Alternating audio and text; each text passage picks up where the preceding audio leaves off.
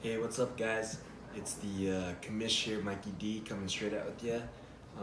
Wednesday night, wanted to recap week 12. Want to give a shout out to Gunn. He was able to help me out with last week's recap due to some family coming in and hang out for Thanksgiving. So, Gunn, thank you, appreciate you. But man, I gotta tell you guys, I'm a little depressed. A little depressed. There's a few reasons. First reason is, man, U of A goes and loses to ASU on the Rivalry Cup, Territorial Cup, Rival Week. Awful, awful. Then we got the Broncos losing to the Raiders, continuing their losing streak. Got to figure out the quarterback situation. They're hurting. Mikey T, I feel your pain too. And then I lose to Omar. Of all people, I lose to Omar. I'd rather lose to a Lumen, a Millardo. I lose to Omar. Jumping right into it, let's talk about that. Omar comes away with a win, 121.6 to my 100.9. Doesn't help me that Crabtree gets into a fight with Talib, gets suspended, scores 0 points. None of that helps. Golden Tate, who's been fairly consistent all year long, gets me 6 points. The Drew Brees, Michael Thomas connection didn't pay off. Omar didn't have the most stellar game either. Main player that went off for him was Tevin Coleman. But guess what? It was more than enough to beat me. So great job, Omar. My hats off to you. Great win this last week. I still am not scared of your team. Moving on to the next matchup, though. More exciting game. Let's take a look at Hofstetter versus Mikey T. Holy cow. Hoff scores a season league high with 201.1 points. 201.1 points. Mikey T, I'm sorry, but even though you put up a respectable 150, there's no way you can beat that. It just was not enough. Hoff's firepower was out of control. He had three players, Lynch, Wilson, and Rudolph, all over 20 points. And he had two players over 30 points, Kamara and Allen. Keenan Allen getting those points over 30. Kamara looking like a potential keeper for Hoff. I don't know, maybe you can keep Kamara and Jordy Nelson, maybe. Only soft spot that was soft on Hoff's team was Doug Baldwin at 4 points. But tough luck, Mikey T. Great win, Hoff. Definitely up there in the leaderboards, and we'll go over that later in the recap here. Next matchup we have is Wyckoff versus Justin Gunn, Mr. MJG himself. 163.9 to 134.5. Wyckoff walks away with a W. It was a necessary one in his position. Almost all of his players were in double digits. Big Ben over 30 points. Cooks and Cup over 20 points. Great win. Gunn, you needed the win to make the playoff run. You still have a chance, but you really needed that W. Bright spot for you, Gunn, was AB with over 40 points and Devontae Adams over 20 points. So, unfortunately, lots of players in single digits for you. So, great win, Wyckoff. Good job not bidding for that Dirty Sanchez this year. I think you're meeting your goals that you shared last week. So, good job. Moving on to the next matchup, we got Reggie versus Lumen. Wow, Reggie puts up 189 points to Lumen's 124. Lumen goes down.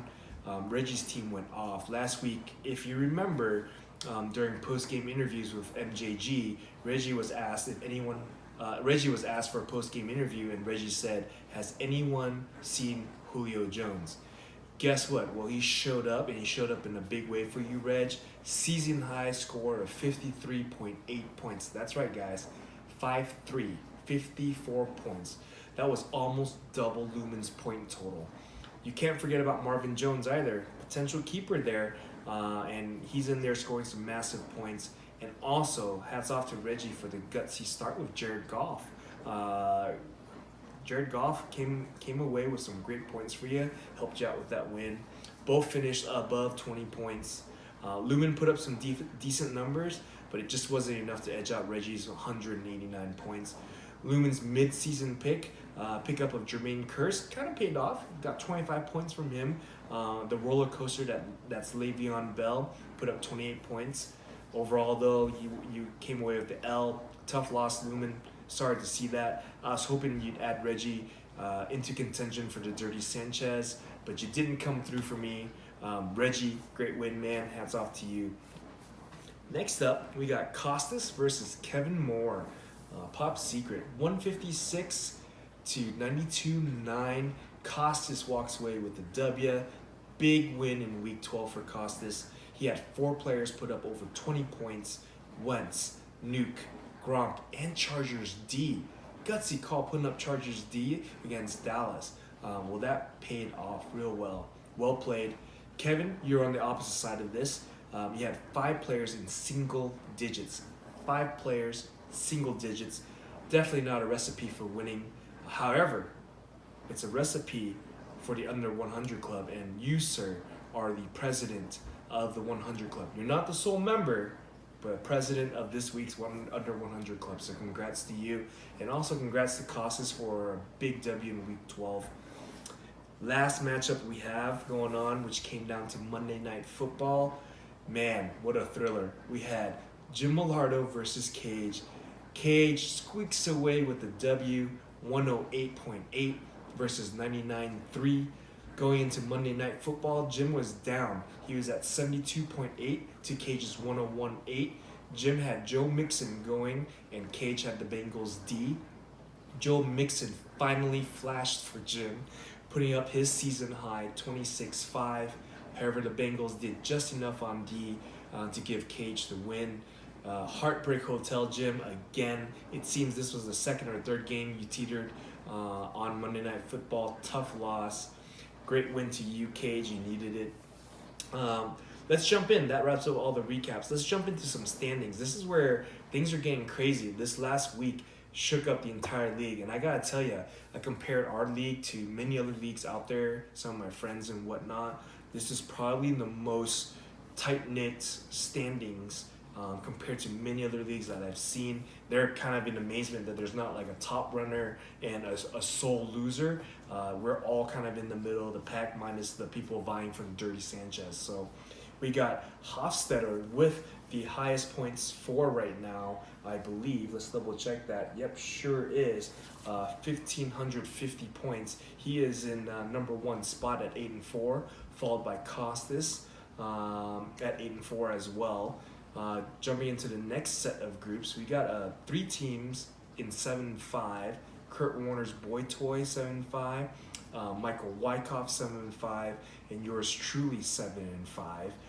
That rounds out the top 5 teams as of right now. Right after that, we got Justin Gunn getting that last playoff spot. But again, he's 6-6, but he's also in a tie with Cage, who's 6-6, Pop Secret, who's 6-6, and Omar, who's 6-6. So that's that right there is the playoff race picture. A lot can happen in week 13. If one person wins, the other loses, it might bump Omar up, or it might bump Kevin up, or I might fall out of the playoff race. There's many things that can happen, so must win for many of you guys in week 13, so good luck. Let's look at the bottom tier, though. We got Reggie running up at 5-7. I don't see him in the clear running for the Dirty Sanchez unless maybe Jim or Lumen win this week and he loses. We'll see. But we got Reggie by himself at 5-7, and we got a tie for Dirty Sanchez with Jason and Jim Millardo. I never thought I would ever mention Jim Millardo with the words Dirty Sanchez ever, but here it is. And Jim, right now, you are the clear front runner with that, the lowest points for. So we'll see what happens in a week 13 matchup. That's a must win for all of us, but there can only be 6 winners, so we'll see what happens. As far as bonus, don't forget it is Survivor Pool Week, so make sure you send your picks into Gun before Thursday night's football kickoff, which I believe is 5:30 if I'm not mistaken. And also, please don't forget the tiebreaker is the combination points for Monday Night Football, so send that to him as well. Good luck in week 13, guys. You're all going to need it, myself included. We'll see what happens and how the playoff picture changes next week in the recap. So good luck. This is your commish, Mikey D out. Peace.